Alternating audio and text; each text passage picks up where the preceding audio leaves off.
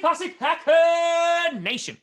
Welcome to another episode of Packcast, the podcast where you don't have to be a Packers fan, but it sure does help. I'm your host, Tim Grossi, and I am so excited for this interview. I'm pumped. I'm amped up because there's not a lot of fan bases that I really look forward to talking to, but the Eagles fan base has provided some gems over the year, and I have absolutely no doubt that that's what's going to happen in this interview this evening. And so I have brought on a man. He runs the highly successful YouTube channel, Sports Talk with Brodes. It's Brodes himself. Brodes, just rolls off the tongue. Thanks for coming on, bud. Absolutely. I'm super stoked to be here. Look, this city is unbelievable right now, as you can imagine. If I have another opportunity to destroy this football team with my words, I will take it. Look, I do the Sports Talk with Brodes YouTube channel. I'm on 97.3 ESPN here in South Jersey, which is about 20 minutes outside Philadelphia. 4 hours from Monday through Friday, 2 to 6, nonstop, going after this team for the last 2 weeks. And here I am after that, and we're doing it more. And what I think about in my dreams, Doug Peterson's facing a little 1-2. So I'm ready to go all day long. Yeah, I can already tell the energy's will be up here, and I'm all about it. I'm all about it. Yeah. So, this is one of those, it's funny. I've run the gambit this year about idealistic fans who have just been like, you know what? This is our year. I got that from Vikings fans. That was fun. And then I talked to Jaguars fans who are like, everything is pain. Everything hurts. I listen to you and I'm talking to you and I'm hearing you say oh no, I'm actually attacking this football team. It's almost like I want to see them fail just so we can just get blown up. So kind of just tell me the roller coaster that you've gone on this season with the Philadelphia Eagles. Okay, this is bad. I mean, this is the worst it's been in a long time. I remember the end of Chip Kelly, and with Chip Kelly, it was a nightmare. But this is different though, because this coach won a Super Bowl, and this regime put together something where you believe, hold on, they can do this. And Carson Wentz, what the hell happened to this guy? We had a legit star, and now he's the bottom of the bottom. It makes no sense. So I'm torn because I am anti-fan that freaks out every season that we need to fire Howie, get rid of Doug Peterson, and get rid of Jim Schwartz. But this is the season. It's almost as if they're right. And I don't like those people being right. But there is a problem here. And unfortunately, in this city right now, there's a lot of drama around the ownership putting his fingerprints on things. Is he forcing the coach to use certain people? What's happening with Jalen Hurts? So you're seeing a very dysfunctional organization. And once it gets to that degree, it's starting to get really ugly. Yeah, and I feel like you brought up a lot of really interesting points and some that we are going to dive deep into. But the feeling I'm getting, and this was immediately after talking to you, I was like, man, a police horse is going to get punched in the face again. That was literally the first image that came to me, and I was like, it's going to happen again. And I don't think it's going to be because they won a Super Bowl. I feel like it's just you know what, guys, sometimes we need to get that energy out. We need to just call it. Am I right with that analysis? Yeah, you're right. You're right. Look, here's the thing, though. I don't want it to sound, because here's another thing I'm anti. I'm anti-Philadelphia is full of just terrible people. Agreed. Because we're passionate, good people. The problem is there's the asses, if you will, who do go to the extreme that make us look a lot worse than what we really are. And every fan base has that. But there is this narrative surrounding this city that intensifies it a little more, which I'm not cool with. We're crazy, but we're good crazy. There's always those bad in every fan base. Of course. Yeah, I mean, and you know what? It's funny. When I first talked to an Eagles fan, this was years ago, I literally brought that up, right? Because what kind of gets associated with Philadelphia is the prison, booing Santa. It's just these constant things that happen. And I think the first question I asked, I was like, are you guys really that bad? And it was the same exact answer. It was just no, we're super passionate about our football team. We love our sports.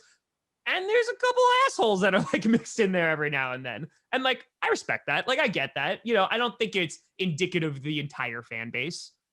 Right, exactly. And it's not. But we are passionate, and we play with the line, and that's fair as long as you stay under the line. That's so it. Look, this game, though, upcoming on Sunday, Oh, that's how I feel now. When it's Sunday and I have my notebook right here, I am. I turn on the TV. First off, my man cave I got going. I got the old 3 TVs on the wall. Boom, ooh, there we go. You got Red Zone on the one. You got a random college basketball game that's on mute. I won't even look at it. Then I got the birds, right? When it's around 12:45, I'm ready. I got my notes. A big. All right, here we go. Here we go again. Okay. Here we go. Just got to prepare like your liver for like the next a couple hours. You're just like, sorry, buddy, this is going to hurt again. Like, at this point, I hope I don't fall asleep by the second quarter. Yeah. Well, so you brought up, and the first thing I want to talk about is Carson Wentz, because you alluded to years ago, this guy is playing at an MVP caliber level. Is the dominant face of the franchise, is going to be the guy that's going to take you. Obviously, he suffers an unfortunate injury that kind of, I don't want to say derails, but I think like there has definitely been a pre-injury Carson Wentz and a post-injury Carson Wentz. And a lot of people are very quick to point the finger at Carson Wentz and be like, you're bad. Like, you're doing a bad job, right? Has like 15 interceptions, which I think, if I'm not mistaken, is the highest in the league right now. But at the same time, I'm also looking like the guy has been sacked 46 times and we're going into week 13. So I think one of the big questions I want to ask you, is it all Carson Wentz? Is it part of the offensive line? Is it the lack of weapons around him? Or is it kind of just like all of the above? Great question. So this fan base right now is 50-50 split. The Carson Wentz just sucks. You got to get rid of him. This guy's pathetic. And those people have been saying that. Once again, sort of like the Howie, Jim Schwartz, fire them all thing. People have been saying that for 3-4 years. And it's unfortunate that you're saying that when it doesn't make sense. And now it makes sense this season. And I think, damn, like, okay. They're like, I told you so. And you're like, no, it didn't count back then. Exactly. But I lean towards the side of all of the above, and specifically Doug, because Doug Peterson has openly said, Miles Sanders is our one positive this year.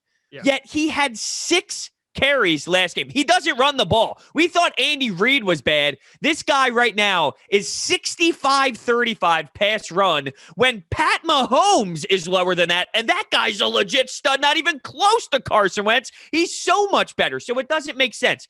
Carson Wentz thrives rolling to the right and throwing on the run. He had one designed play for that to happen. So this coach is setting the kid up to fail when he's already struggling. There's flaws on Carson, specifically himself individually. But when you're a coach and it's this bad, you got to baby him. Unfortunately, I don't want it to be this way, but baby the kid. And he's not doing it. So he's putting Carson in spots to fail. But I'm with you. Offensive line, trash. Receivers can't get open. It's all of the above. Because I feel it, by the way, every single time that Travis Fulgham scores a touchdown, I just feel a little shot right into my lung. So I appreciate that. But and Richard Rodgers, by the way, you're welcome for the Hail Mary. Listen, he did it for us. It was great. 5-year anniversary today. Wonderful. What I think that you kind of touched on is talking about not putting them in spots where they're going to succeed. And I feel like that happens frequently throughout the league, right? In which you have a guy like Carson Wentz. Let's just say, injury has changed him forever, right? Let's go with that narrative. It's changed him forever. It's still your responsibility as the coach to put your players in the best position to win and be successful. So for what I'm hearing from you is that Doug Peterson is completely failing to do that. So my question to you is then, okay, in terms of Doug Peterson, it seems that he's gotten a pass because obviously, like you said, he won a Super Bowl. So for you, if there's one thing that you're going to change about this Eagles squad, is it looking at that front office and is it looking at like Doug Peterson and going like, you're the biggest problem, not the only problem, but you're the biggest problem right this second that could get remedied? Well, I will say it would be more interesting if Carson Wentz's contract wasn't what it is. You can't move on from this guy. You would take such a big cap hit where it's literally impossible to move on from Wentz. So in terms of change, as much as I have destroyed Doug Peterson over the last 4 weeks, and I mean lost my voice, disgusted in a lot of things that he has done, I am willing to bring him back for 1 year because I don't think this is Carson Wentz. I've seen 4 years of good football. This is weird, right? So I'm leaning towards the same emotions with Doug. I don't think Doug is this bad. He has shown success. So there's no way that Carson goes from one extreme to the next. I don't think Doug goes from good coach to horrendous coach. So I'm willing to give him another shot. I just fear that when I look at this front office, Howie, Doug, Laurie, who's the owner, Jim Schwartz, because of the Super Bowl win, are their heads so big that they just don't work together anymore, and it's time to hit a refresh for all of them? You talk about refresh, and we do definitely have some similarities because both of our fan bases took drafting early quarterbacks really, really well this past draft. It went over really, really smoothly.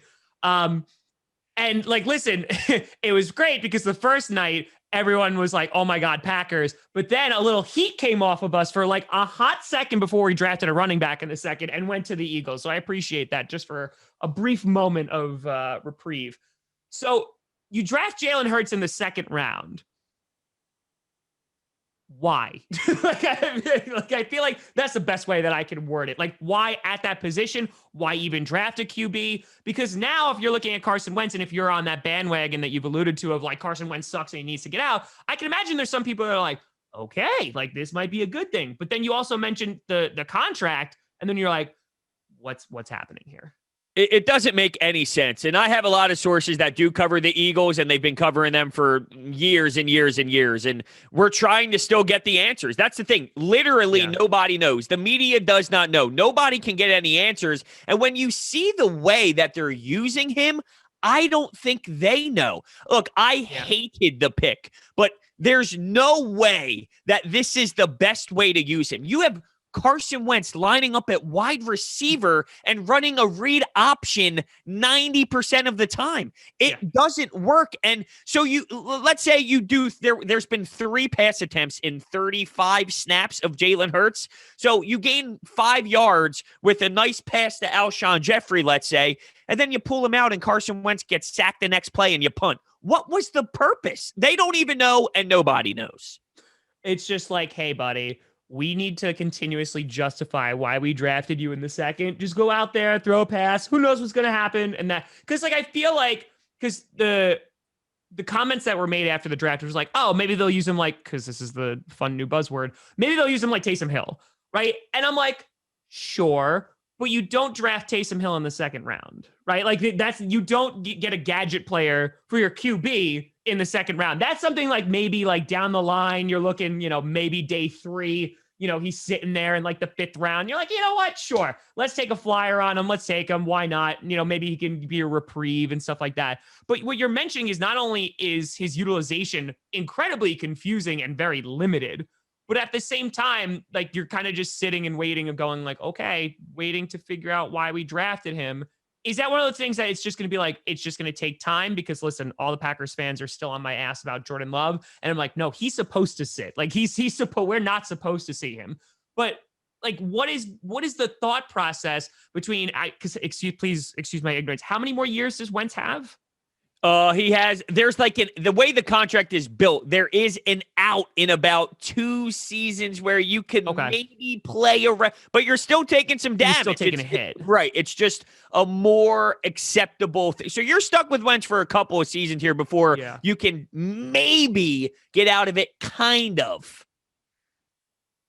Yeah, I don't know then. and think about it. They made this pick before you've ever seen Wentz in this. The last time they saw Wentz, he brought 5 practice squad players to a playoff run, winning 4 games in a row. So it literally makes no sense. And I'm not anti-Gadget. I would be okay with Gadget if you didn't have the worst linebacking core in the NFL. If you had an outside, like you don't have an outside corner opposite of Darius Slay. You have so many flaws that fix your flaws, then get the Gadget. Fine. If you have a better roster, I'm cool with it. But you can't get the Gadget before you have a completed roster.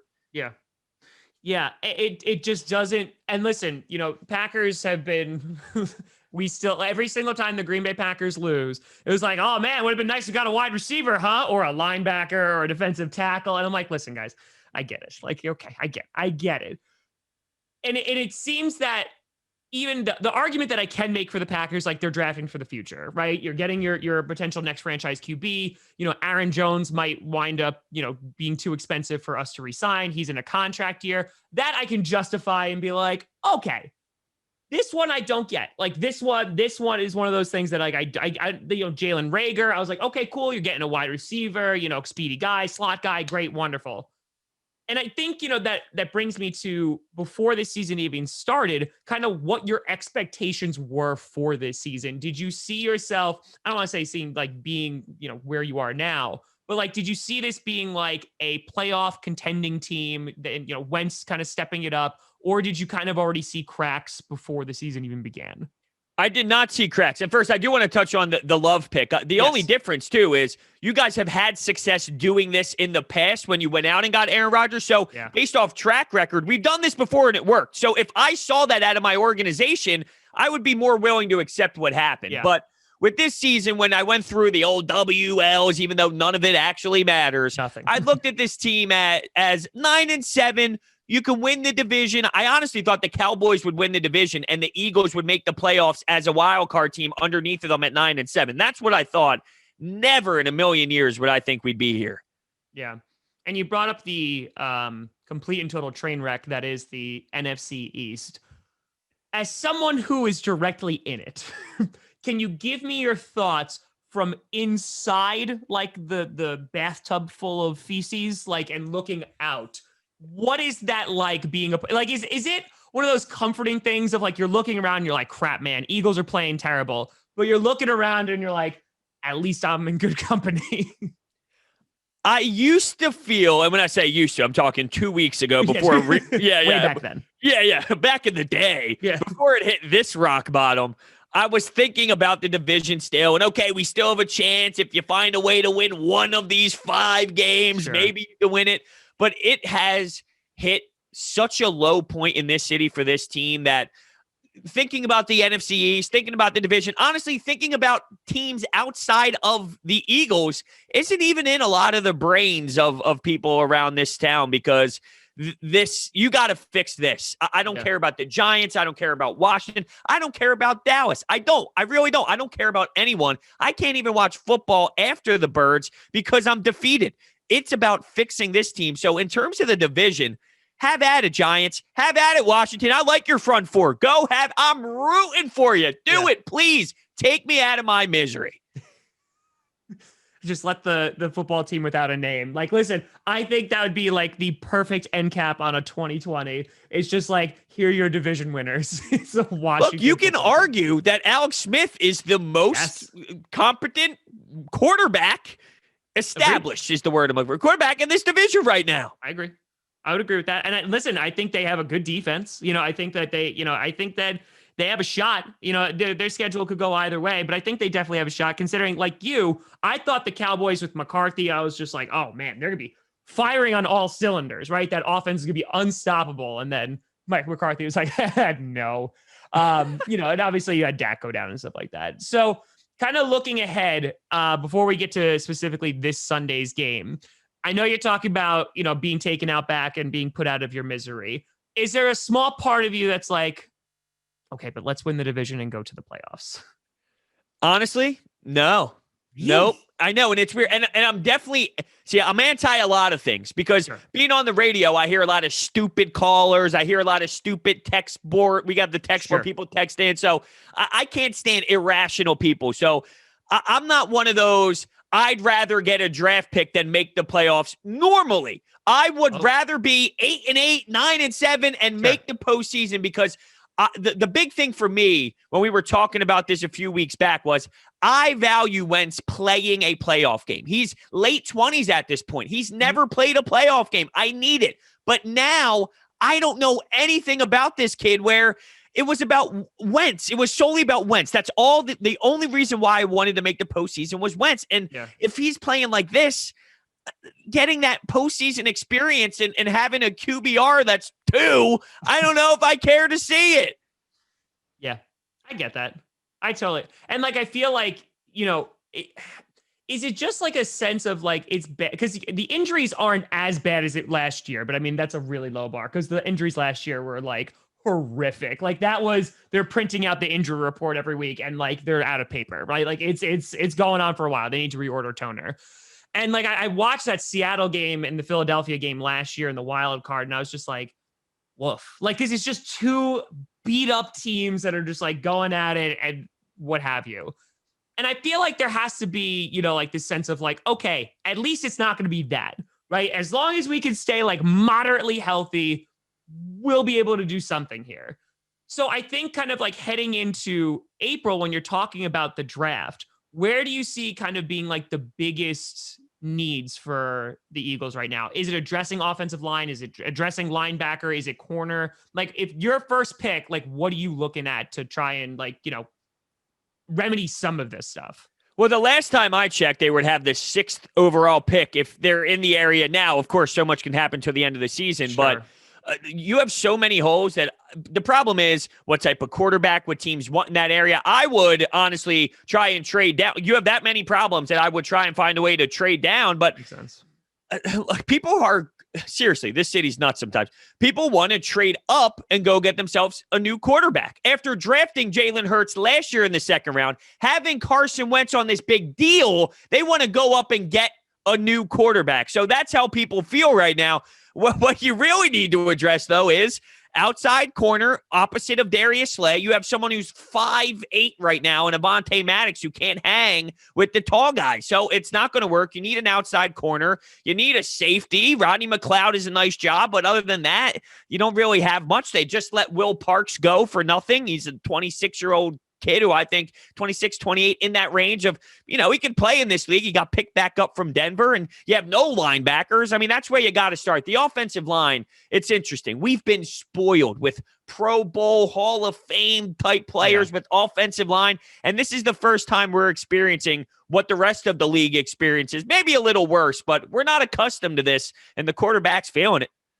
Yeah, and it's one of those things too, like, I find that you bringing up like the fans and stuff like that. One, that's usually people who do not understand cap at all, but they're just like, no, let's go get Trevor Lawrence. And you're like, do you not see the roster that's currently in front of us? Like, do you see how money works, doesn't work, or whatever? They're like, no, we want the shiny new toy. I mean, listen, the Bengals went out and got themselves a franchise QB, and good for them. And I said this literally since the beginning of the season. I was like, there's no offensive line. God help him.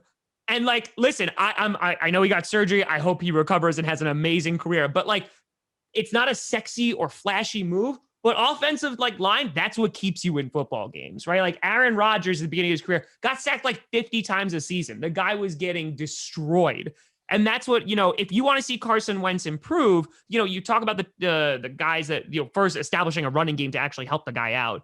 But, if he's not getting sacked 46 times heading into week 13, I guarantee you he's going to play a little bit better. It might not be like back in MVP form, but it's going to be better. So, yeah, I hear what you're saying.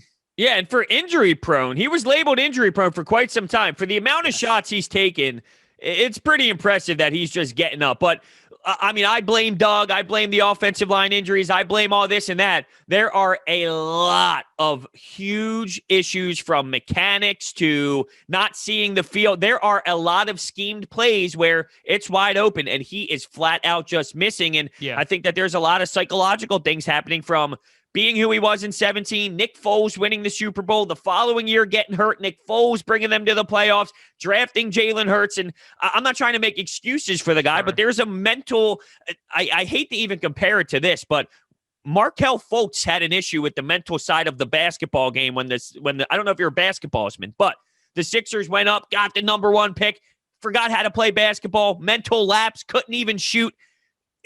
Carson Wentz seems to have a pretty big mental issue right now that he can't get over.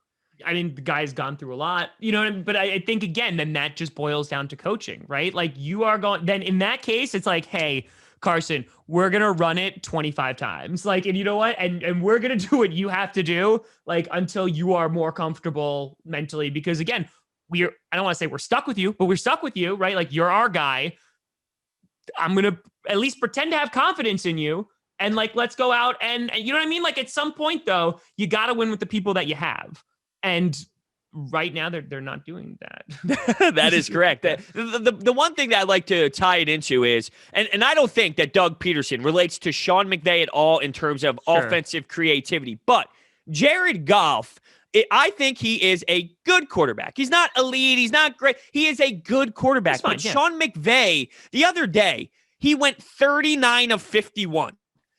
Jared Goff is not that good, but the coach is putting this guy in position and scheming guys wide open left and right. And once again, I said Doug does get guys open and Wentz misses, but not to the level that he should scheme guys open like Sean McVay does. Jared Goff is it's not a flaw, but he's a system quarterback. He's told what to do, predetermined reads, but it works. They're having success. Wentz, he's more of a backyard football guy, so you can't do the same exact thing. His beauty is escaping, extending plays, playing Thanksgiving football with your family type football. That's what he does, so it can't be the same way, but you can take a similar mindset and apply it to Wentz. And I think what, pointing at that, you look at like this past Sunday with the Rams and the 49ers, like Goff was terrible. Like 2 interceptions, fumbling the ball, what have you. And McVay literally came out and said, like, he's got to stop turning the ball over, right? And like at that point, though, you can look and be like, listen, the scheme is working. Guys are getting open. That's on the quarterback to hold on to the football and not turn it over. And at least at that point, like you can identify the problem, right? Here, like we started off this show talking about like, it's a little bit of column A, a little bit of column B. And I think like it just gets so muddled in that nobody's helping each other, say like, okay, here's the solution. Let's all work towards that. But instead it's just like, no, we're not gonna wind up doing that. And Doug Peterson, his MO, and you talk about, you can point out the problem with that in the Rams game where, hey, he was turning the ball over, but the scheme was working. Yeah. When I look at Doug, it's just similar.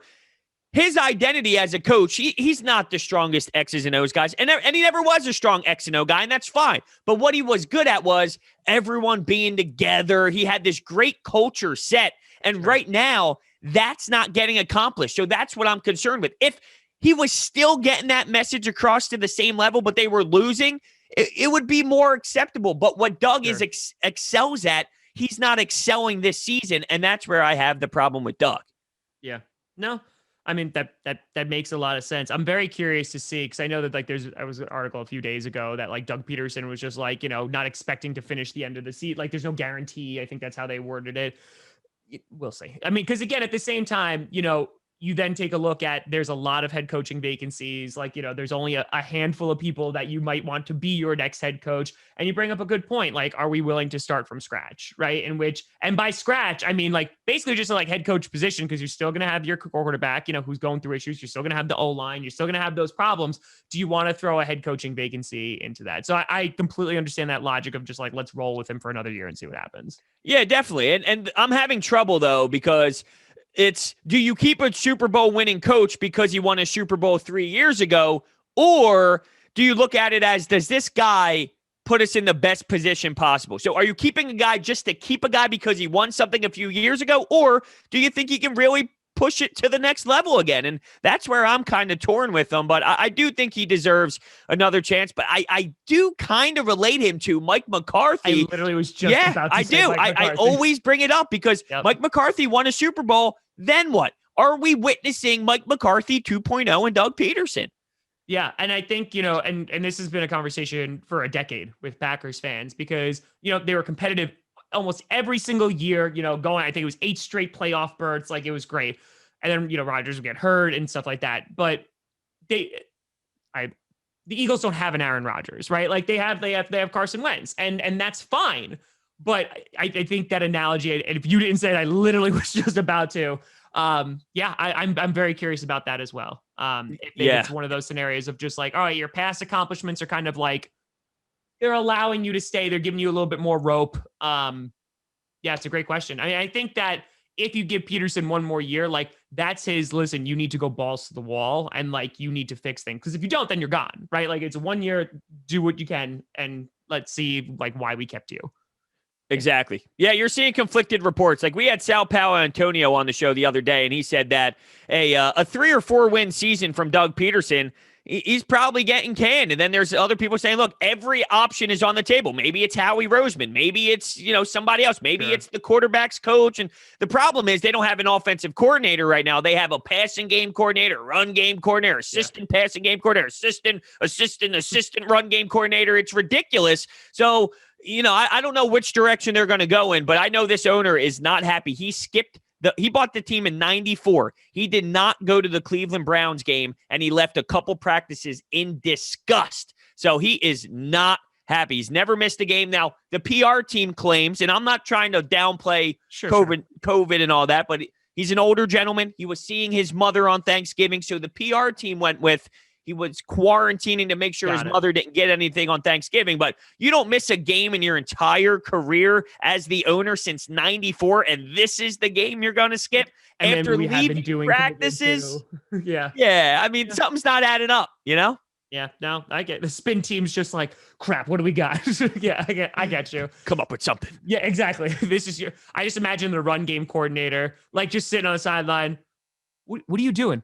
Not much. I don't really do anything here. It's just I'm sitting on the sideline, looking at an Arby's menu and like, I wouldn't be surprised. That's it. All right, so heading into this Sunday, you got the Green Bay Packers, Lambeau Field. If you guys are to come out with a W, what are like the keys that you see like the Eagles have to do? Because listen, Eagles were struggling last year. They come into Lambeau on Thursday night. They took care of business and beat the Packers. I was very sad that day. So I'm curious of like, one, can they do that again any given Sunday? But two, like, what do you see needs to happen in order for the Eagles to come away with a W?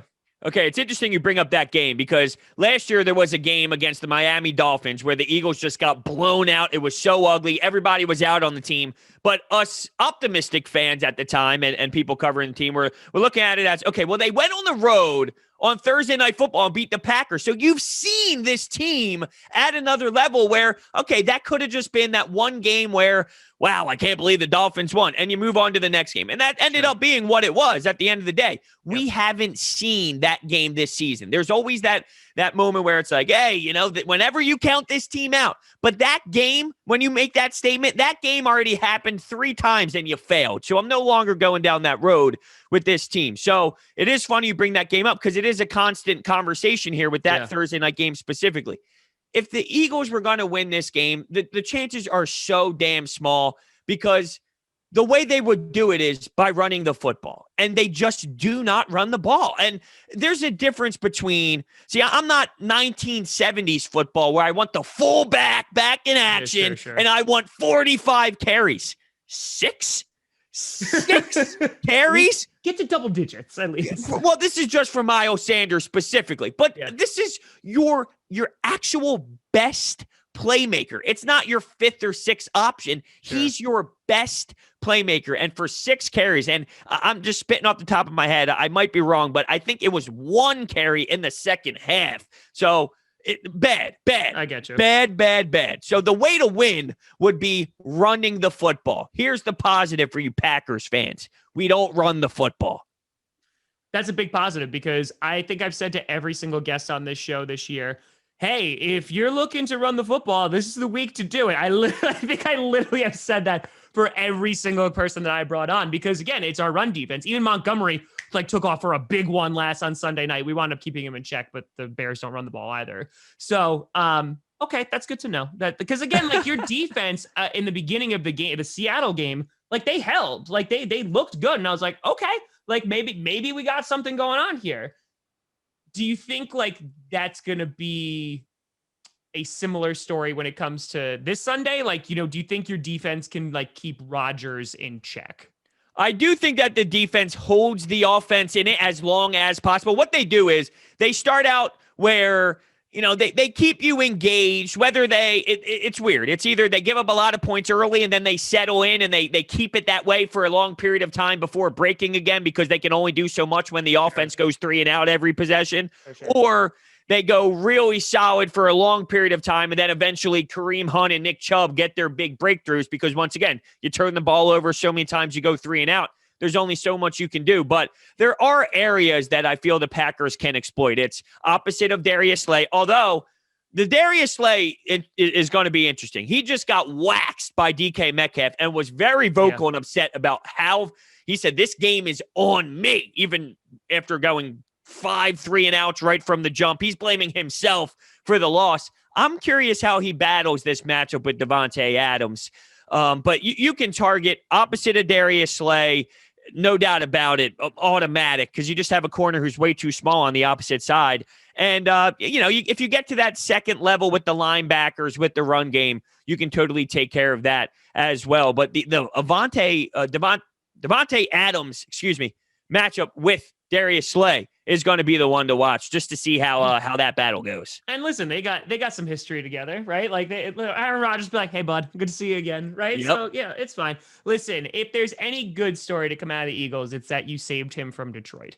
You know what? Like that's the fear. Did he though? How bad they are? No. I disagree. He's probably sitting here going, I wish I was still with Matt Patricia after this nonsense. Well, he's gone now. So he actually might want to go back to Detroit because Patricia is gone. And he's like, okay, cool. Now I'm good. Like the bad man is gone. I could go back now. I love it. It's funny though, because he was probably expecting such a different culture here in Philly, and he walks into probably the worst season we've had in a long time. He's just like, is it me? What am I doing something wrong? What did I do? I broke a mirror somewhere. Got bad luck. I walked under a ladder. Brodes, it's been an absolute pleasure chatting with you, Packers Eagles. I appreciate your enthusiasm. I appreciate the conversation, and you bringing all your Eagles knowledge up in here. Please tell the people where they can find all the things that you do. Yeah, absolutely. So on YouTube, it's Sports Talk with Brodes, and the link will be in the description. And on Twitter, @Brodes81. And pretty much I post everything that I do up there, and the link to pretty much everything is on my Twitter as well. So those two are the spots to go.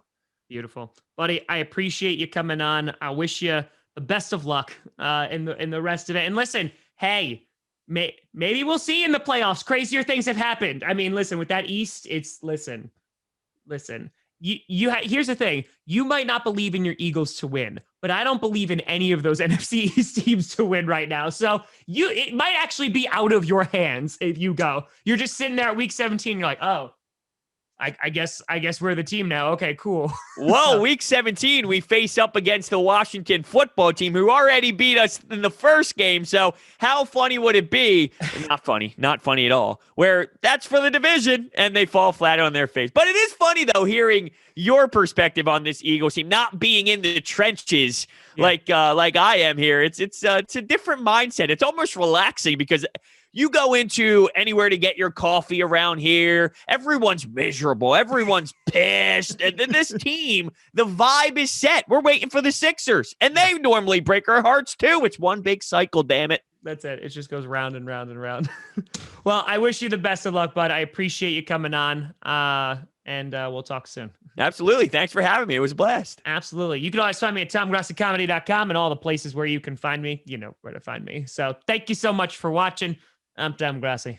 And as always, go Pack, go.